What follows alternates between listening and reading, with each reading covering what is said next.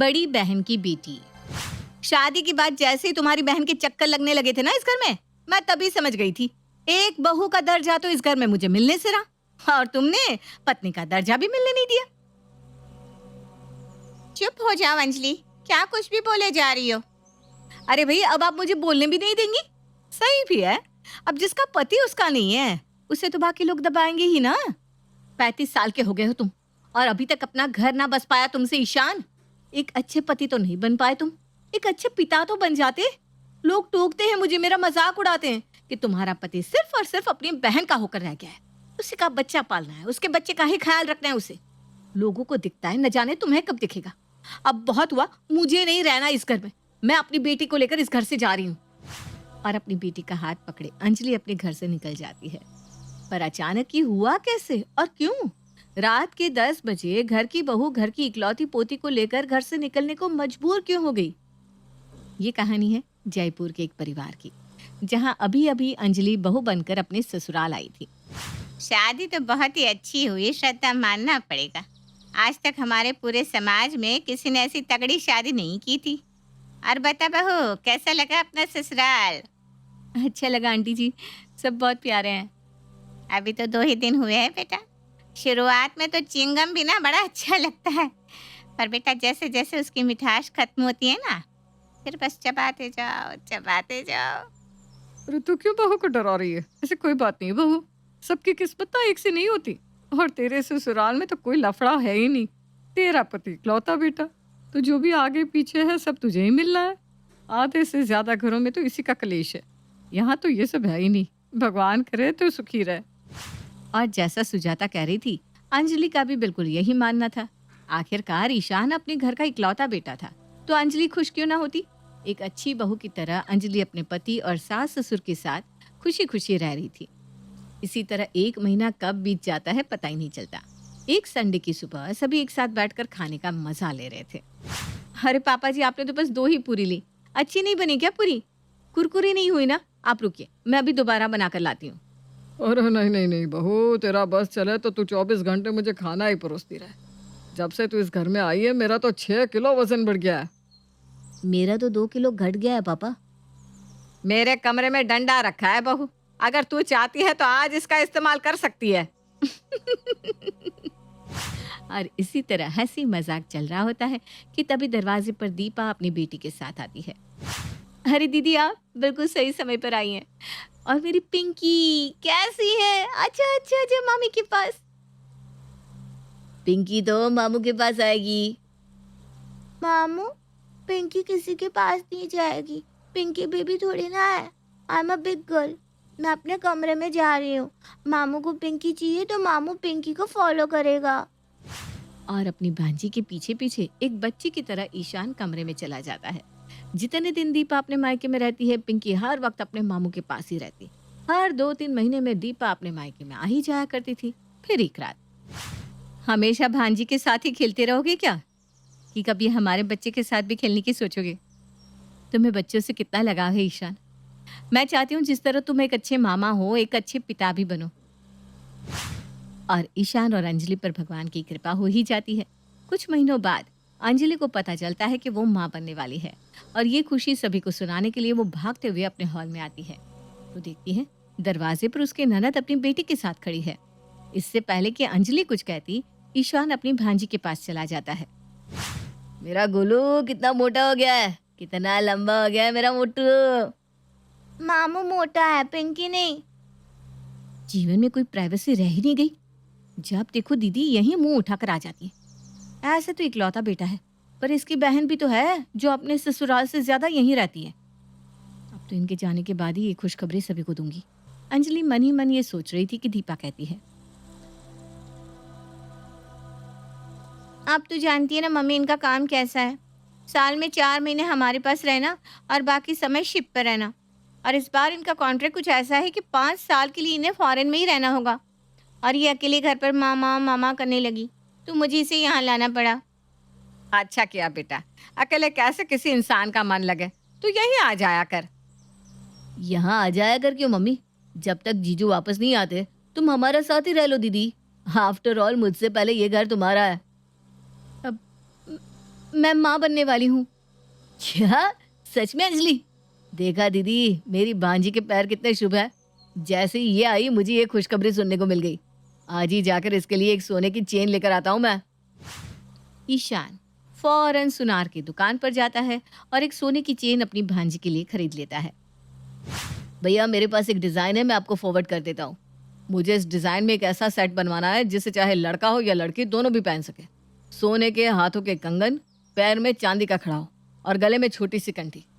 पर ये सब मुझे 9 महीने के बाद चाहिए।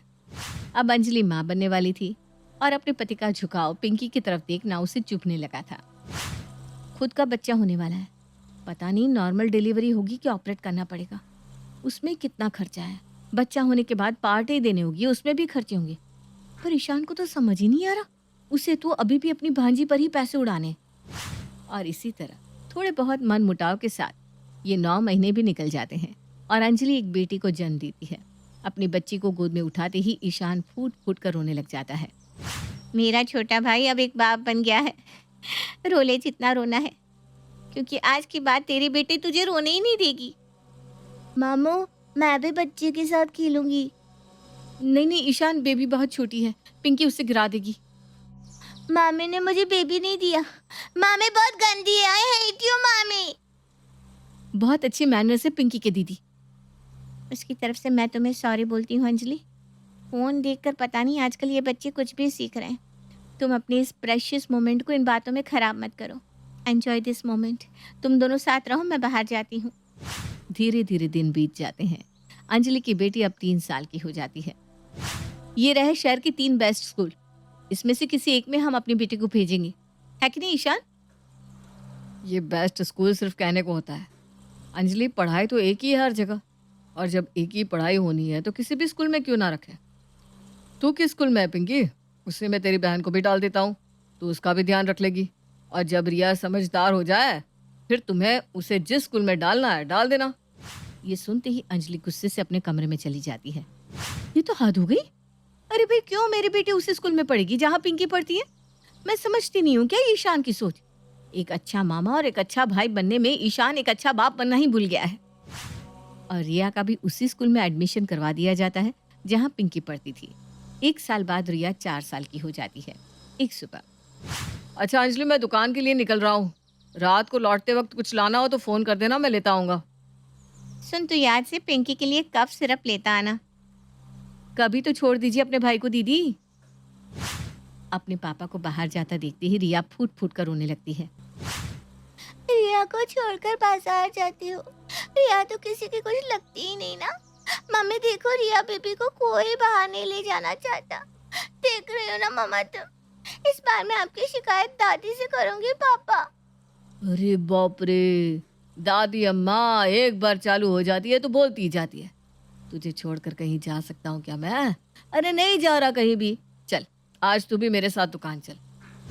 पिंकी की भी उम्र ज्यादा नहीं थी, 8 साल की, तो बचपना तो उसमें भी था। अपने कमरे के दरवाजे के पीछे छुपकर वो अपने मामा को देख रही थी। तुझे छोड़कर भी नहीं जा रहा हूं मैं पिंकी, चल तू भी साथ में। 2 मिनट बाप बेटी एक साथ बिता ले, ये इन माँ बेटी से कभी बर्दाश्त ही नहीं होता। कभी माँ बीच में आ जाती है तो कभी उसकी बेटी। न जाने कब जीजा जी आएंगे और कब मेरा पीछा छूटेगा इनसे। ईशान दोनों लड़कियों को बाजार ले जाता है। अब बताओ किसे क्या चाहिए? मामू, मुझे PS4 चाहिए। और तुझे मेरी दादी अम्मा, तू क्या लेगी? दादी अम्मा नहीं, मैं दादा हूँ। वो सामने जो अंकल बैलून बेच रहे हैं ना, इनके पास बहुत सारे बैलून्स हैं। बस उसमें से मुझे एक बैलून चाहिए। दोनों बच्चे अपने अपने हिसाब से अपने अपने पसंद की चीजें ले लेते हैं। दोनों बच्चों को शॉपिंग करवाकर ईशान उन्हें घर ड्रॉप कर देता है। और क्या लाई मेरी गुड़िया? मैं बैलून लाई मम्मा। और तुम पिंकी, ये PS4 किसने दिलाया तुम्हें? मामू ने। अपने बेटी को 10 रुपए के बलून और अपनी भांजी को PS4। न जाने ये आदमी क्या करना चाहता है। झील झील कर परेशान हो गई हूँ मैं। जिस दिन से पेट में रिया का बीज पड़ा था उस दिन से रो रही हूँ अपनी किस्मत को। आज रिया 4 साल की हो गई, आज भी ये आदमी वैसा का वैसा ही है। रात को जैसे ही ईशान अपने कमरे में आता है, अंजलि उस पर फूट पड़ती है। रिया तो बच्ची है, तुम भी बच्चे हो क्या? दोनों बच्चों में इतना भेदभाव? एक को PS4 और एक को एक बलून। कुछ तो शर्म करो ईशान। अभी तो रिया छोटी है, उसे किसी चीज की समझ नहीं है, पर जैसे जैसे वो बड़ी होगी उसे ये दिन याद आएंगे तो शी विल हेट यू। अपनी आधे से ज्यादा कमाई तो तुम अपनी भांजी और अपनी बहन पर खर्च कर देती हो। दोनों बच्चे एक ही स्कूल में जाएंगे। क्यों भाई? क्या जब दीदी फॉरेन टूर्स पर जाती थी तो तुम्हें लेकर जाती थी क्या?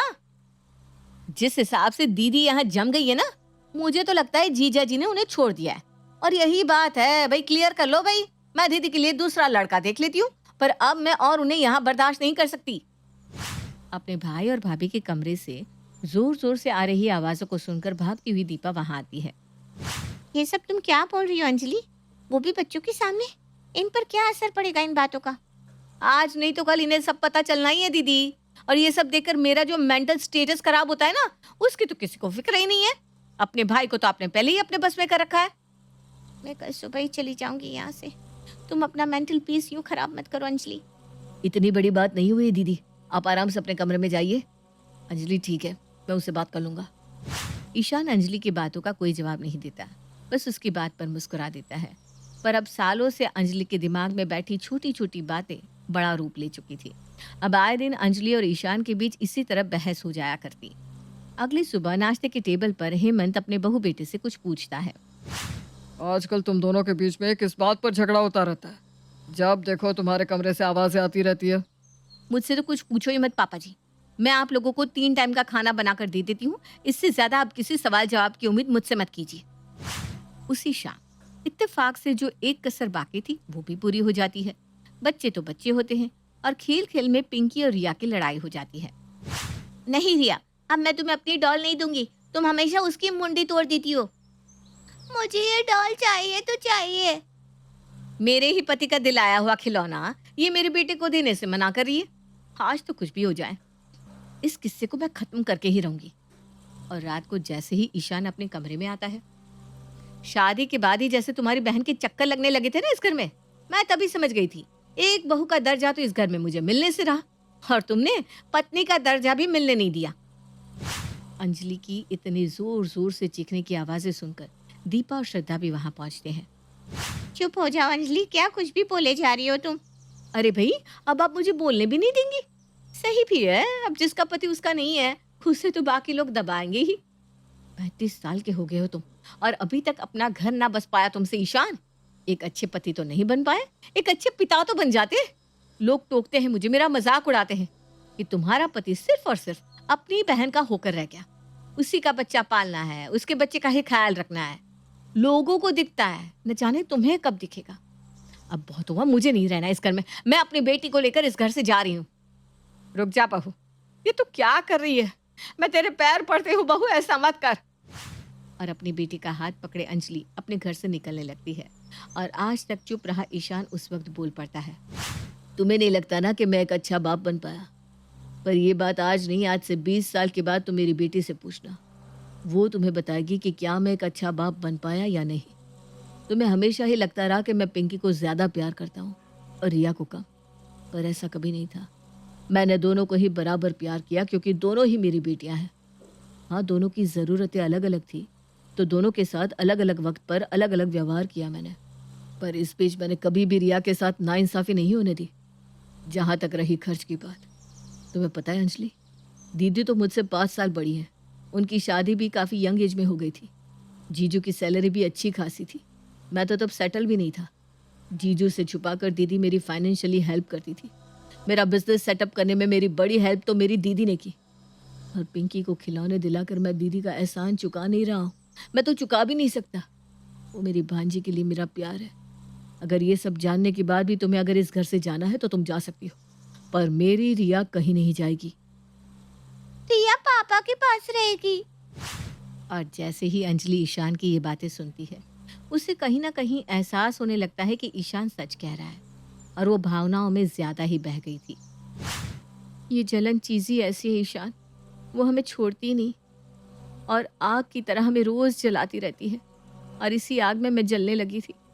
मुझे लगा तुम्हारे अपने भांजी की तरफ झुकाव के कारण कहीं मेरी बेटी अपने बाप के प्यार के बिना ना रह जाए। पर मैं ये समझ ही नहीं पाई कि पिंकी के यहाँ रहने से उसे एक बहन का प्यार भी मिल रहा है। सबसे बुरी बात, मैंने तुम पर शक कर लिया। और ये बात तो तय है बेटा, तुम्हें भी इस बात को समझना होगा कि तुम्हारी भाभी अपना घर छोड़कर यहाँ आई है, तो इस घर पर दीपा तुमसे ज्यादा हक तुम्हारी छोटी भाभी का है। इस बात को कभी मानने से मैंने इनकार नहीं किया पापा। हो गया ना जी, अब आप रहने भी दीजिए। जब सारी बात खत्म हो जाती है तब आप बोलना शुरू करते हैं। अब मिट्टी पाओ, जो हुआ सो हुआ। अब सब भूलकर ईशान के गले लग जा बहू, और तू भी ईशान, मैं भी। और पिंकी भी।